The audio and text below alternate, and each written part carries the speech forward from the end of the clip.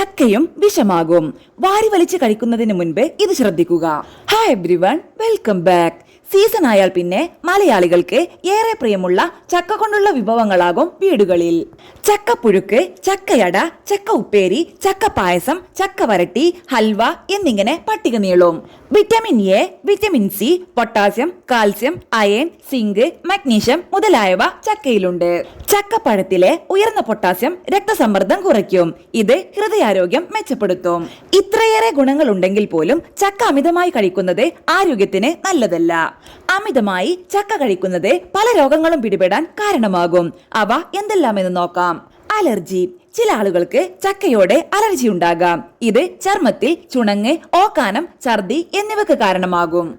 വയറിളക്കം. ചക്ക കഴിക്കുന്നത് ചിലരിൽ വയറിളക്കം, വയറുവേദന തുടങ്ങിയ ദഹന പ്രശ്നങ്ങൾ ഉണ്ടാക്കും. ഗർഭിണികൾ ചക്ക കഴിക്കുന്നതിന് മുൻപ് ഒരു ഡോക്ടറെ സമീപിക്കേണ്ടതാണ്. കാരണം ഇതിലെ ചില ഘടകങ്ങൾ ഗർഭസ്ഥ ശിശുവിന് ദോഷം ചെയ്യും. അമിതോപയോഗം. ചക്കയുടെ അമിതോപയോഗം വയറുവേദന, വയറിളക്കം, മറ്റ് ദഹന പ്രശ്നങ്ങൾ തുടങ്ങിയ മറ്റു പ്രശ്നങ്ങൾക്കും കാരണമാകും.